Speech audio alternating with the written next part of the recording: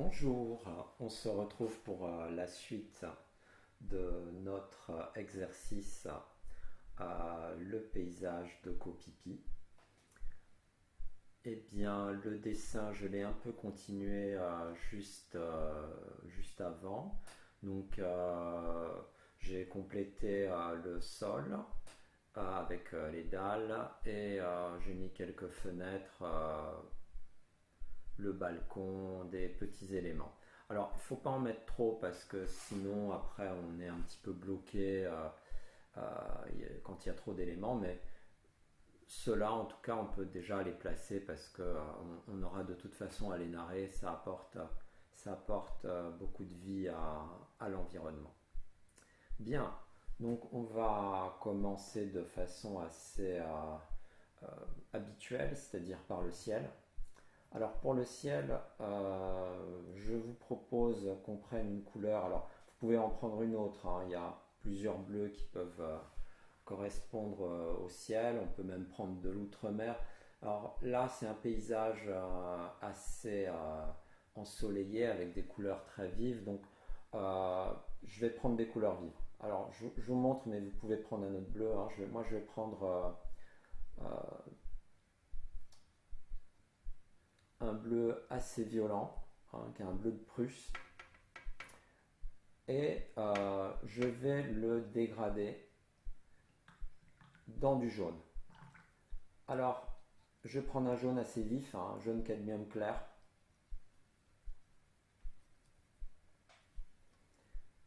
Alors, pourquoi je fais ça? Pourquoi je fais ça? Pour faire un dégradé dans l'horizon. Parce que à l'horizon, comme vous le remarquerez, vous pouvez le remarquer sur l'image, le ciel est plus foncé à l'aplomb et puis il va aller en se dégradant vers l'horizon où il est moins dense, hein. La couleur est moins vive, il y a plus de lumière à l'horizon. Alors je pars avec le céruléum, pas le céruléum, le bleu de Prusse, hein. Je dilue un peu avec de l'eau et là je vais commencer à introduire mon jaune. Voilà, donc là je le prends un peu plus pur et je vais l'introduire. Alors là, je ne tiens pas du tout compte des autres éléments parce que la plupart des éléments seront beaucoup plus foncés que le ciel, hein. Le ciel est... Donc je repasse sur le ciel, hein, pour donner davantage de densité au ciel. Pourquoi? Parce que j'ai quand même des blancs dans le sol. Et alors, ces blancs, eux, alors ce que je vais faire tout de suite, il faut qu'ils soient apparents les blancs, c'est d'enlever de la densité. Donc là, j'enlève de la densité en mettant de l'eau, en nettoyant mon pinceau, en l'épongeant et en venant aspirer ce qui se passe. Alors là, est-ce que mon dégradé me convient? Il est assez brutal. Alors le ciel, vous pouvez le refaire autant de fois que vous voulez. Donc là, je vais refaire encore le ciel, donc toujours avec ce bleu de Prusse dans le ciel. Et là, je vais venir dégrader tout de suite, tout de suite, tout de suite, tout de suite. Voilà. Pour avoir un passage un petit peu moins brutal entre l'aplomb et ce qui se passe à l'horizon. Alors là, voilà, donc je rajoute. Voilà. Et ça me permet d'avoir de la densité dans mon ciel. Donc là, vous voyez, je peux drainer les pigments et obtenir ainsi un dégradé. Donc on est... quand la peinture est humide, elle va toute seule générer des fusions.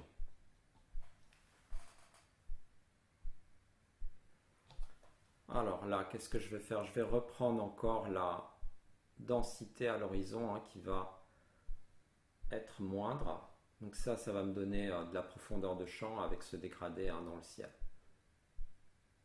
Voilà, alors autre chose que j'aurais à faire éventuellement là, ici, non, non. Est-ce que j'ai des blancs auxquels j'ai touché? Alors s'il y a des blancs auxquels j'ai touché, On va dire qu'il y en a.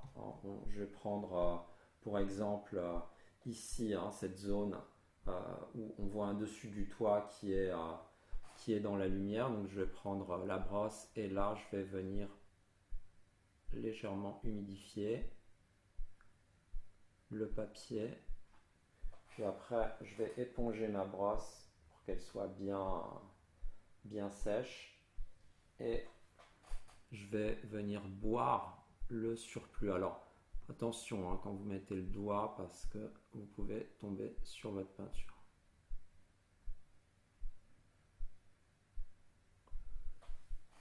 Oui. Bon, c'est pas très nécessaire de le faire. Je pourrais le faire une fois que ce sera sec, si jamais j'ai vraiment besoin de faire ça. Là, sur ce mur-là, effectivement, là, je peux passer un petit coup de lumière comme ça. Là, ça se voit. Éventuellement, le toit qui est ici aussi, le dessus du toit, effectivement, il a de la lumière. Donc, même procédé. J'en enlève. Je remettrai du foncé si j'ai besoin après, si j'en ai trop enlevé. Voilà. Mais ça me permet de tracer donc une lumière qui serait sur le dessus du toit. Ici un petit peu. Bon, je crois que ça sera suffisant avec le foncé qui viendra en dessous. Ça va tracer. On va tracer de la lumière directement. Autre chose, oui, alors quand vous avez des zones comme ça sur lesquelles ça a coulé, vous pouvez dégrader parce que c'est pas la peine d'avoir une marque. Voilà. Alors la couleur qui reste, elle peut rester tout simplement parce qu'on aura de toute façon des réflexions de couleurs. Donc ces couleurs-là, elles vont venir dans la composition de ce que vous aurez plus tard. Voilà, de l'autre côté tout va bien. Ah oui, j'ai créé des irrégularités dans le ciel ici. Bon, ça c'est pas très bon. On va laisser, ou alors c'était le papier qui était abîmé, je sais pas.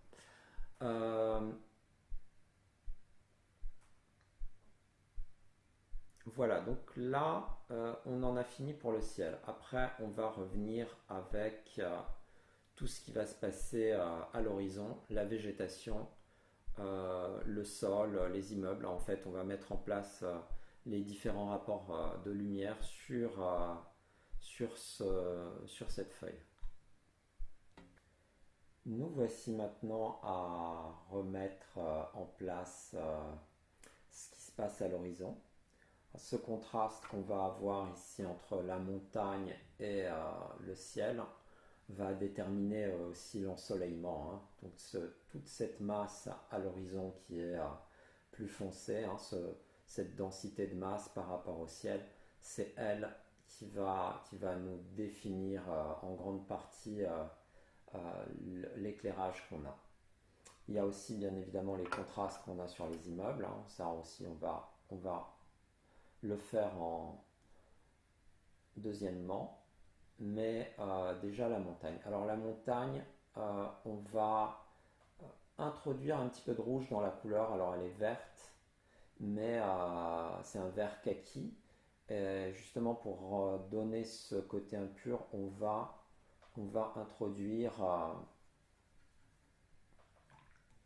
du rouge dans le vert. Donc le vert, je vais le composer avec le bleu de Prusse que j'ai pris pour le ciel, le jaune cadmium clair que j'ai pris aussi pour le ciel, et je vais rajouter du rouge. Alors je prends un rouge cadmium moyen et je le rajoute dedans. Alors pas trop parce que ça va salir énormément la couleur. Vous allez voir. Donc on a une couleur assez sale qui contient les mêmes couleurs qu'on a. Donc j'en mets par endroit pour donner des touches parce qu'on ne veut pas quelque chose de complètement régulier. Donc là par exemple ce vert là je vais le casser en lui rajoutant un petit peu plus de jaune. Voilà. Donc je vais rajouter ces touches un petit peu plus chaudes puisqu'il y a plus de jaune dedans. Ce qui va me faire varier la couleur sur le papier. Alors ici, ce que je vais faire aussi en même temps, c'est que je vais dessiner la forme des feuilles du palmier, hein, puisque elles sont, le dessus de ces feuilles est plus clair que la montagne.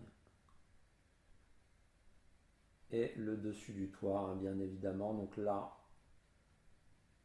on ralentit un petit peu le geste et on dessine le dessus du toit qui serait plus clair que ce qui se passe derrière. Alors, je vais rajouter un petit peu plus de rouge dans le vert. Voilà. Et je reviens sur ma montagne. Vous voyez, donc là, on a des variations de couleurs qui viennent. Alors, une chose que je vais faire aussi, c'est que je vais venir estomper peut-être le bord, hein, de la montagne. Donc, je le fais tout de suite. Je vais rajouter un petit peu plus de jaune. Donc, j'ai vraiment quelque chose qui est plutôt chaud, hein, là, comme couleur. Voilà. Et je peux essuyer mon pinceau, l'éponger et venir légèrement estomper les bords.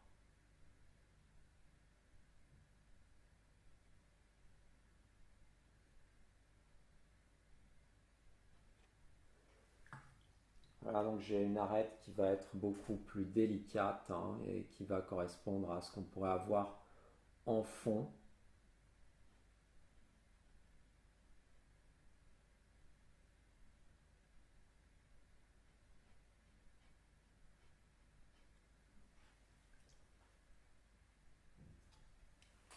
Puisque le fond,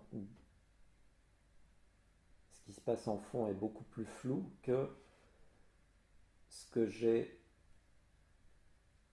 dans les premiers plans.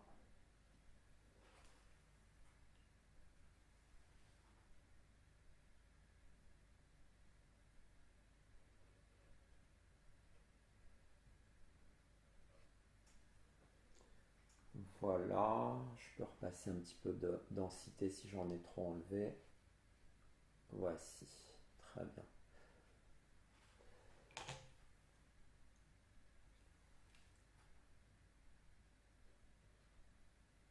Alors, la montagne, donc la montagne, elle se poursuit vers le bas, et puis vers le bas, on a une végétation qui est assez chaude, hein, un vert un petit peu plus jaune. Donc déjà, je vais continuer la montagne donc avec les mêmes pigments, hein, le vert issu du bleu et le rouge. Donc là, c'est un petit peu plus froid. Je vais rajouter du chaud dedans, hein, parce que là, vous voyez que la couleur est un peu trop froide. C'est pas grave, je la laisse quand même parce qu'on va avoir des réflexions froides aussi, hein, on va la salir plus tard. Alors, quand je le dépose, vu que j'ai fait pas mal de détails, je suis obligé de suivre, de découper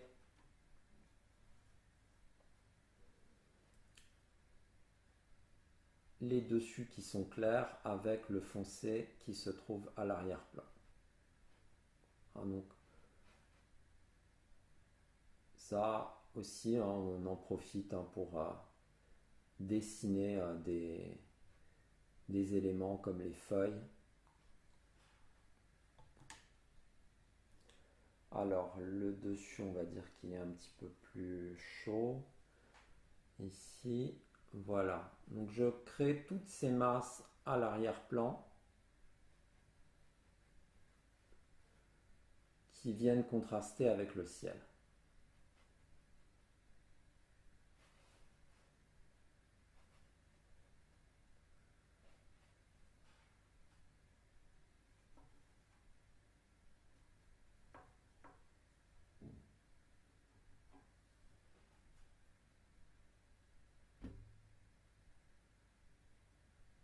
Alors pareil, ici je crée aussi, hein, je peux en même temps créer la découpe du poteau électrique que j'ai mis en place. Alors, il y a le toit, on va dire que il ressort juste là. Pourquoi il y aurait des... D'accord.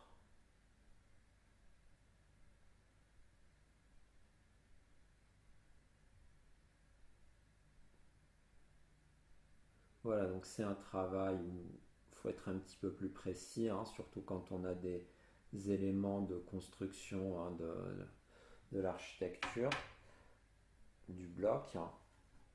Voilà, je vais reprendre quelque chose avec un petit peu plus de jaune. Donc c'est un peu la variation de la même couleur, mais avec des teintes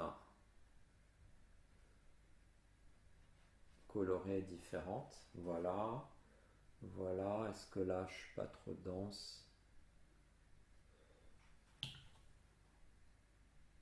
Alors, est-ce que j'estompe les bords ou pas? Oui, on peut légèrement, effectivement, sur certains endroits, adoucir le contraste. Là, est-ce que c'est la peine? Pas trop. Voilà.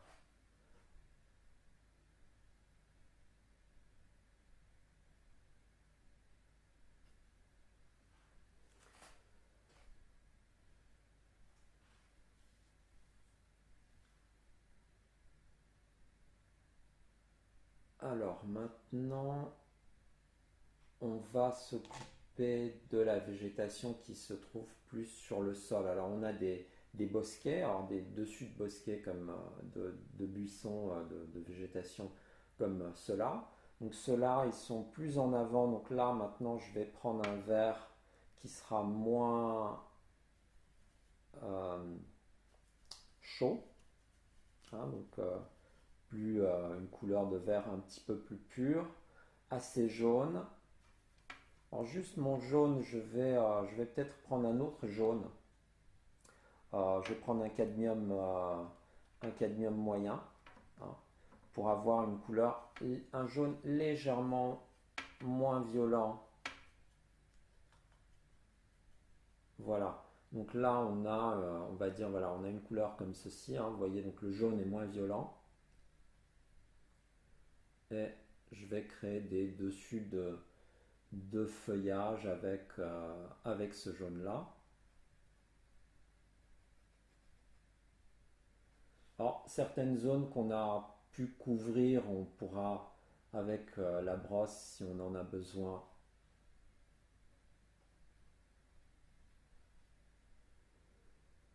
voilà. Alors, on va pas trop aller dans le détail. On va plus couvrir maintenant la zone qui se trouve au sol. Donc, pareil, hein, je prends ce même jaune cadmium moyen pour créer ces dessus jaunes, vert jaune.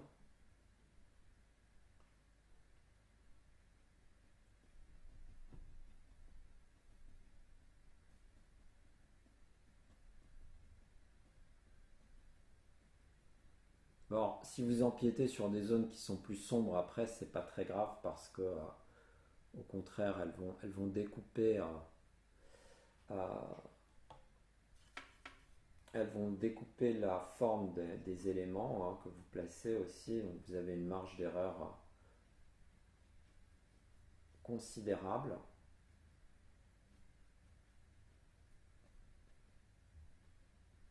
Alors, qu'est-ce qui se passe là-bas? Ah oui, là-bas, on va dire, c'est un peu plus foncé, c'est un peu indéfini. C'est la montagne aussi, hein, pareil. Donc derrière le palmier, je vais recréer un peu d'éléments de la montagne. Je vais faire en sorte qu'il dessine en même temps mes feuilles et aussi le dessus du toit.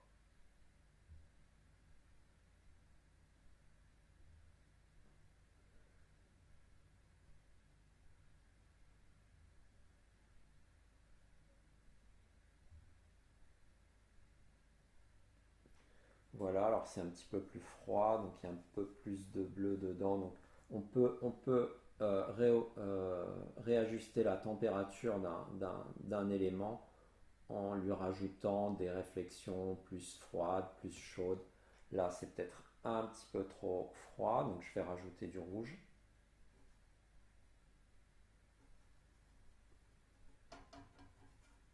Voilà. Alors, on aurait pu procéder différemment, c'est-à-dire être beaucoup plus flou dans l'ensemble au départ et faire des détails au fur et à mesure après. simplement, bon,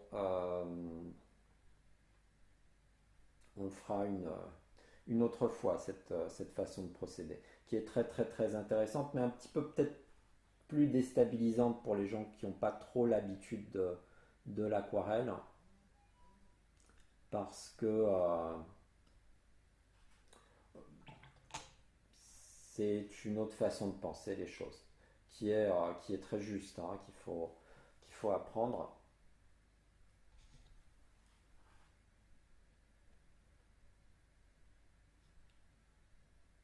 Voilà, donc j'enlève un petit peu de densité. Et maintenant, je vais continuer avec des réflexions un petit peu plus froides sur le sol, hein, puisque là, on a eu, donc je rajoute un peu de vert bleu, hein, vous voyez, donc la température de ces touches-là est plus froide. Euh, et alors, ce qu'il faut savoir en peinture, c'est que c'est vraiment le miroitement entre le chaud et le froid qui nous amène la richesse, hein, dans l'atmosphère, dans les couleurs. Donc on va continuer. Voilà.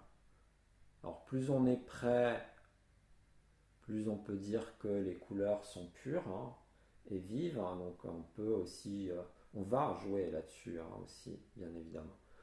Euh, et plus on s'éloigne, plus ces couleurs sont impures et se salissent avec des couleurs chaudes. Donc plus on est vers l'arrière, plus on va rajouter des couleurs chaudes, donc c'est-à-dire du rouge ou du jaune, hein. Donc là, par exemple, ici, vous voyez, là la couleur, je vais rajouter du rouge et elle a plus du tout la même vibration que celle qu'on voit à l'avant, hein, ces couleurs-là.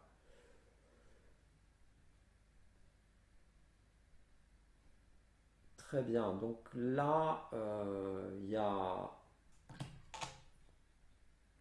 tout cet espace encore que je dois remplir avec du vert. Alors quel vert? Ah oui, j'avais dit que je prenais le jaune cadmium moyen. Voilà, je vais prendre du jaune cadmium moyen, j'en rajoute